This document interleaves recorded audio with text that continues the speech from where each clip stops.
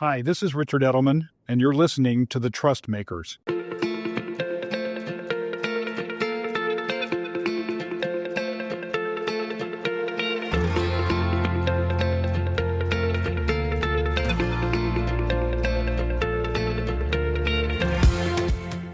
Hi, I'm Justin Blake, Executive Director of the Edelman Trust Institute.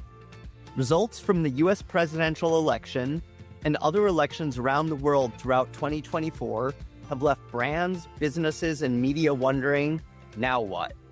They want to meet the political moment by understanding the forces that led people to vote the way they did.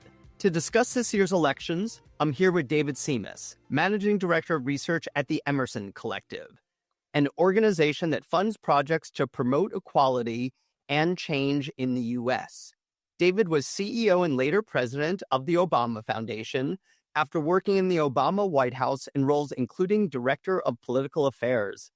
David, welcome to the Trust Makers. Justin, I'm so glad to be here, especially to have this discussion after a year of epic global elections. What a time to engage. And we're going to go into those elections in 1 minute. Before we do, tell our listeners about the Emerson Collective.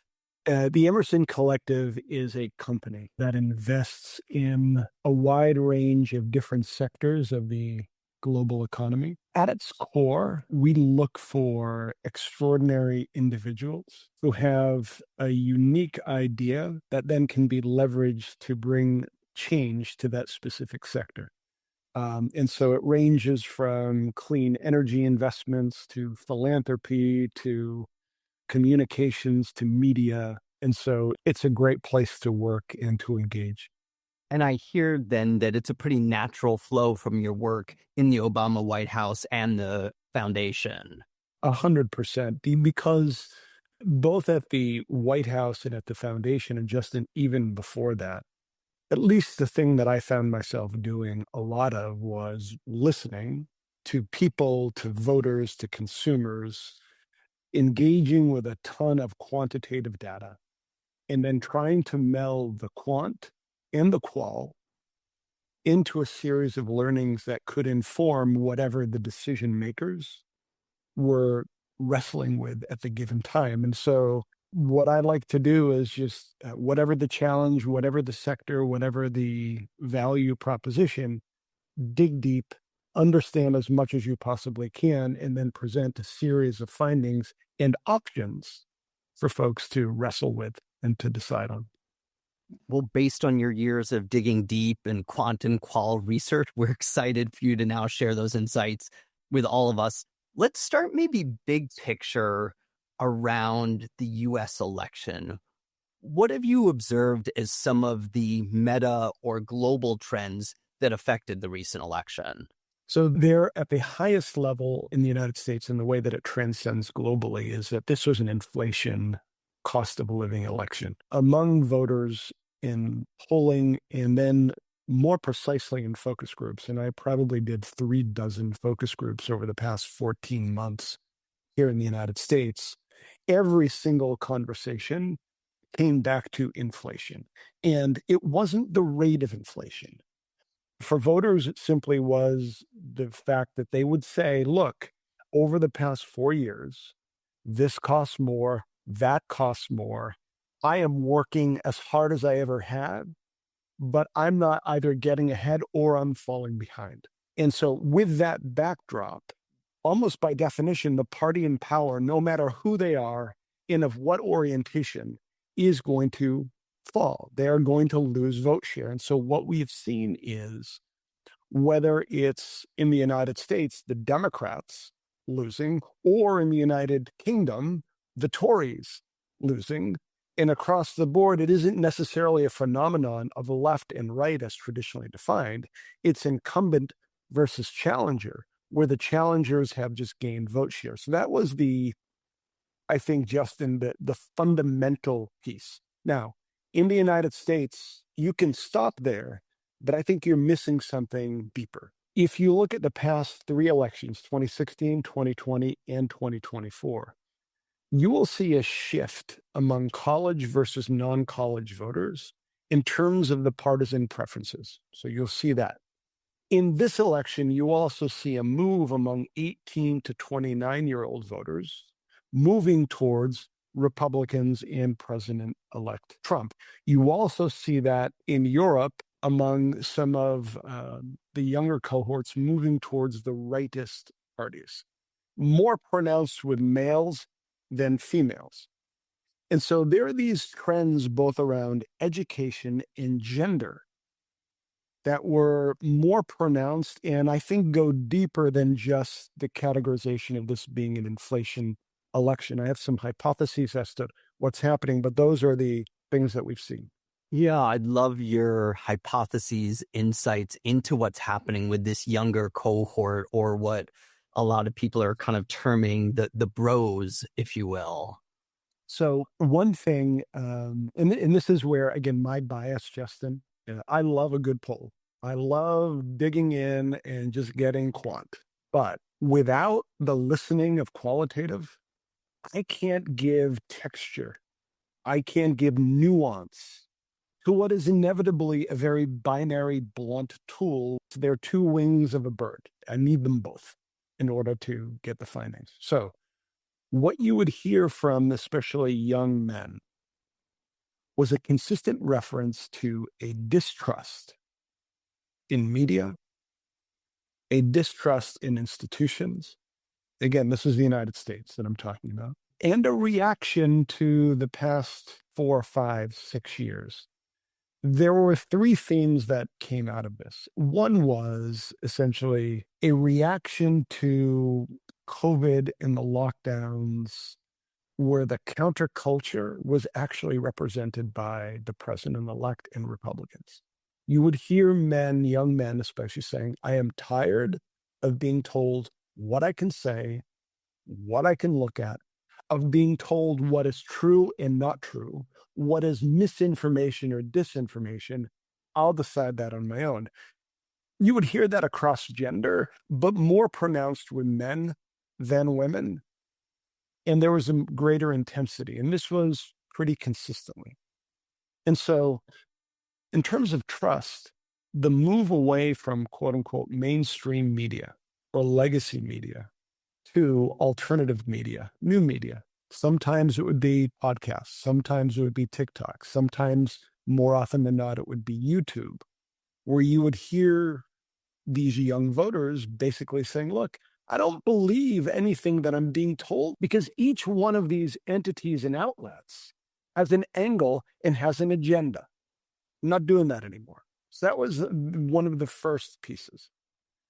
The second piece is that then ties in with college versus non-college is that the experience of the economy over the past 4 years, and probably over the past 10, 15, and 20 years, as we have moved to an information economy, is that individuals that don't have a college education, and I'm defining that as 2 years or less of college, essentially haven't been doing very well. And now when you think about that cohort of 18 to 29-year-old voters, 70%, 70, are non-college. And so many of us engage in worlds where all of the young people around us in our companies, in our social networks, are college educated.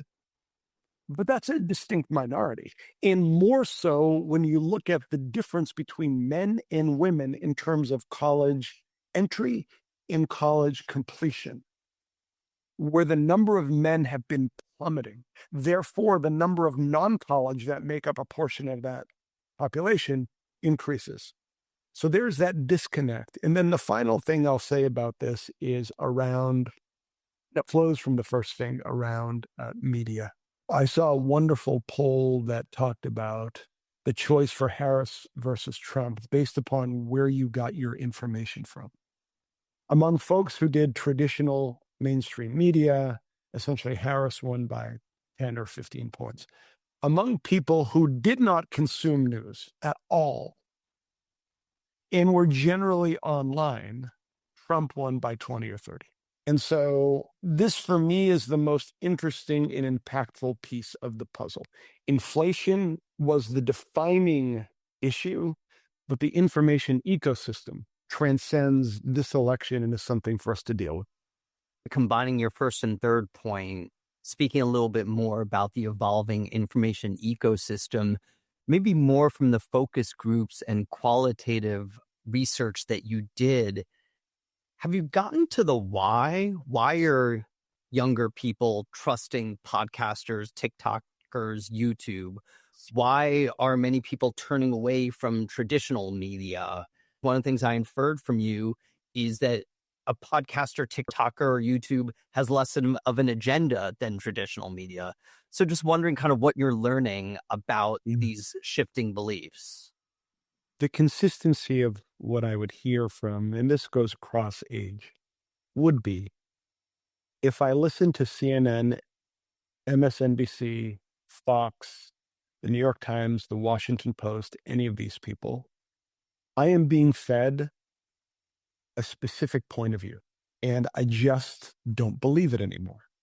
Once that trust is gone, once the belief of they're not objective, you're not going to get it back, or it's very hard to get it back.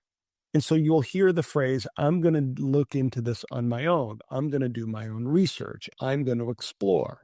You would hear voters talking about YouTube consistently above the other platforms. Now, sometimes the YouTube consumption, Justin, was from podcasts, but you would see people then dig into these alternative new media sources, essentially to explore. So if they hear, and you would hear this during the groups, if you would hear something about COVID from NBC or CBS, like, you know what, I'm going to go explore that. And if there was any variation from what had been articulated as truth, as a fact by the mainstream media, they would find something that would either contradict it or provide complexity and nuance. And that's where a podcast, especially the long form podcasts, allow for the consumers to engage in more complexity and nuance, but also hear rationale, hear context in a way that was important. So I disaggregate essentially the TikTok shorts, reels, like clip versus YouTube and podcasts. You would hear both of those universes, but they were very, very different. This is fascinating stuff. And so many of our listeners are marketers, communicators. I'd love you to talk a bit about how you think these observations are relevant to them. I'll say in my work with clients since the US election, I think 4 times a day, someone asks, who's my Joe Rogan? And that's certainly something that, like, post-election, a lot of marketers or communicators are trying to figure out how to actually engage in this trend and what's the best way to navigate their own brands through this environment. It's the right question because the shifting media consumption ecosystem and the continued fragmentation is going to continue apace. One thing I would urge everyone listening is, even from a political context, you need to have a deep understanding of your audience. And it can't just be demos. It's a wonderful starting point. But even what I mentioned about 18 to 29-year-olds, where we have this mental model of, and look, I was guilty of this in Obama world too, of 18 to 29-year-old progressive universe, when you actually do the analysis, over 50% of 18 to 22-year-olds identify as moderates. Among males, 18 to 20-year-olds are identifying as conservative at higher levels today than at any point since the Reagan era. Now, this doesn't necessarily mean these kind of ideological formulations dictate market, but it's an insight into message and then messenger of where these audiences are going to be. So it's a deep understanding first of audience allows you then to work backwards, not necessarily to Rogan, but with a good map of the information ecosystem in which to make a series of different bets. And so that's the piece, at least for me, that's the main takeaway, is in a fragmenting media ecosystem, where people can select and sort their consumption in any way they want. The nuance that you need to bring in terms of audience determination is much more refined than even a basic audience segmentation or a demographic-based segmentation. So then this nuanced audience insight, what's your playbook or recommendation for how a marketer or anyone gets greater insight that is nuanced into their audiences? Yeah, so it's a big question I wish I had precision around, but I'll at least give you the framework of the way I think about it. What is the Nielsen rating system of the new information ecosystem, understanding the proprietary nature of much of the consumption? So begin with sector, print, broadcast, just kind of refine it. Deep knowledge of segment. And by segment, for me, I'm talking about areas of interest, gaming, sports, news, etc. Refine it as much as possible in a way that allows you to track top platforms and top properties and channels within each one of these segments. Once you've done that, for me, this is where now I can begin to understand across these 20 segments with a multiplicity of platforms, channels, and players within them, I can do my audience refinement. So imagine that if you're a marketer, you're like, you know what? I'm going to fund getting 1,000 iPhones in the hands of 1,000 consumers. And over a course of 2 weeks, we're going to build predictive models multiple times a year based on real-time consumption that allows me to pierce some of the proprietary limitations that I have with the social media networks. Now, it won't give me too much precision, but allows me to begin to triangulate. So it's a real-time, full consumption basis to then begin to build predictive models. What I'm almost hearing from you is it's the behavior of your consumers, but where you started was actually the very granular ecosystem that you're trying to engage with. So it's actually coming from both directions, the consumer, and then here are the different components of the ecosystem. Yeah. And look, Justin, if I had to pick one, I'd begin with that consumer piece first, work backwards. But if you have the ability to essentially have a broad map, here's my top reminder to myself every day. Whatever you believed last year to be true, throw it out. Because that's the era of change that we're living in from an information environment. Isn't there also a change in the how you engage? If this is no longer about some of the traditional media that you talked about earlier and more about podcasters, TikTokers, YouTubers, does there also need to be a change in the how? The way you would behave in a podcast interview, how you and I are talking today, isn't the same way we would talk if, say, the New York Times called you up and needed a quote on the exact same topic we're talking about today. This goes back to trust. In a world where every single person can call bullshit quickly, the requirement for you to be both precise and careful about assertions that you are making just rises even higher. And so if you're just going to tweet something or take the call from the New York Times, these short bursts, you over-index on precision. If you're in a podcast environment where you have time to breathe, you need to qualify things and understand that things can get cut and blown out of proportion.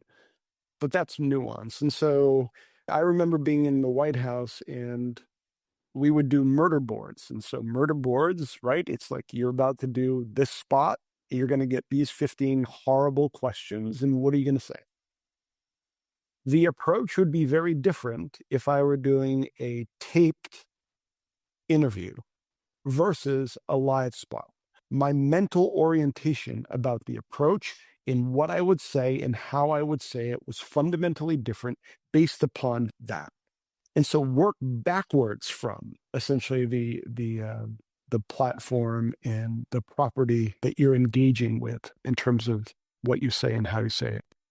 What would you say to leaders that are a little bit afraid, or it's not their orientation to engage in these platforms where they need to be a little bit more long form, they need to be a little bit more transparent? Having crisp, buttoned up answers actually isn't prized on some of those platforms. What would you say to them? Always, Justin, it depends on the strategic objectives. If you have made the determination that it's important to hit these audiences via these platforms, look, your comfort level is fine, but it may not be you. This is where you let go to others who are in a better position to do that. So from a marketer's perspective, a communications perspective, it's like internally, who's the right messenger for this specific type of media? Rogan just had Mark Andreessen on. This one interesting thing that Andreessen talked about is how his partners will only allow him to do long form essays on Substack type or podcasts where he can be and explain and get into detail, because of previous instances where on X or in a shorter form, he gets in trouble, just given the provocative nature of whatever he said at that moment in time. And so that's like a perfect example of, okay, I know the priors or the inclinations of leader X. How am I going to deploy him or her, given their strengths and weaknesses, relative to what we need to do from a communications perspective? Yeah, I love that. That really plays on something we've been saying for years to leaders and the teams around them, which is play to your strengths.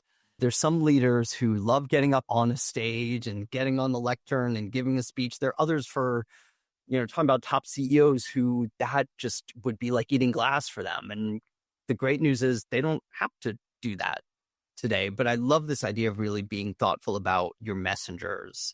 You're one of the most expert people I've spoken to about research and polling. And one of the questions that keeps coming up post this election, post other recent elections, is some version of how could the polls be this wrong? What's your perspective on that? So rule number one for me, especially in political polling, is you never rely on one specific poll. We have the benefit of averages. You throw them into the averages and you see essentially what the consensus builds. That's number one. Number two, the purpose of a political poll is not to tell you who's going to win and who's going to lose. The purpose of a political poll is about the allocation of resources and about message determination within the band of area where you want to engage. And so if I'm Team Trump or Team Harris, strategic allocation of resources from a polling perspective is what are the key battleground states? How am I stratifying them?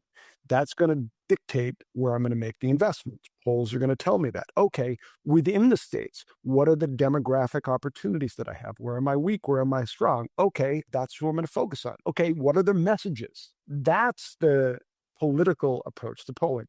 Now, the final thing I'll say on this is that I defy anyone to take a look at the 2024 elections and to say that a 2 or 2.5% polling miss is a problem. One, there are margins of error.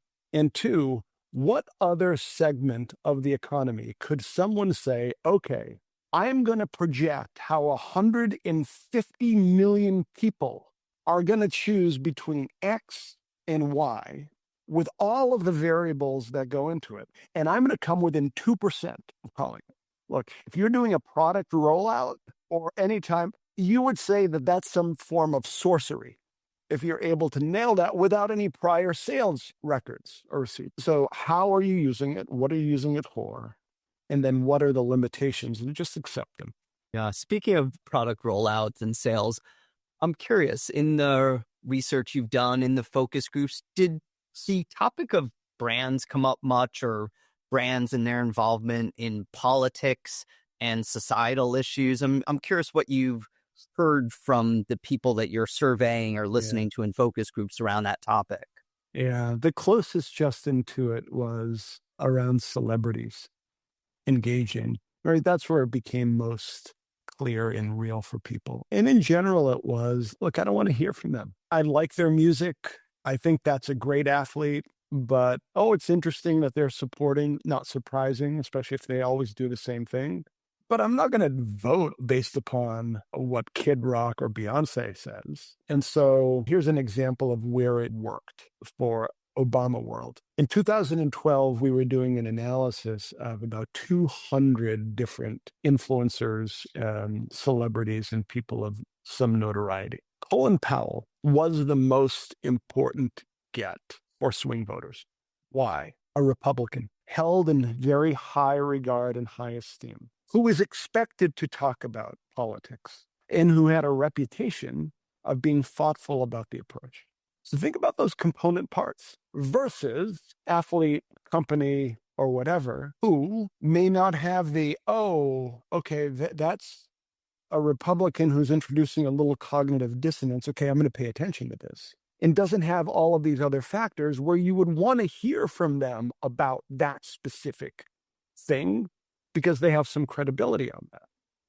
And so I am a skeptic, a real skeptic, both from a campaign perspective about the elevation of those types of brands, but also if you're a company, and this applies to any kind of social issue. And we hear this, and I've heard this over the past couple of years. I don't want to hear it from company X. I don't buy there are always some people who will buy a product or make a determination based upon their perception of the politics of that company. If you know that, and strategically from a market perspective, that's an important piece, then that will yield a series of different outcomes in terms of decisions. But look, it's my sense that that's a small universe of people and companies that fit within that area. And so I think there's a tremendous risk in this environment. It may be a backlash to the 2020, 2021, 2022 world where we were living in to where we are today. And these things, Justin, it's always a pendulum. And I think we're now in this place where folks are like, look, I don't want to hear from you about your view on anything other than what you're selling me. David, that's a very important point to close on. I could probably ask you about 100 other questions, but sadly, that's all we have time for today. Really appreciate your time and your insights. Real happy to do it. And thanks, Justin, for your work and the way you approach it. It's a real value to all of the folks who listen to this. And it has been for me for years. And so thank you. Thank you. And to our listeners, thank you for listening to The Trust Makers. Thank you for tuning into The Trust Makers, an Edelman podcast in partnership with Advertising Week, where we speak with leaders and other trust builders across institutions. See you next time.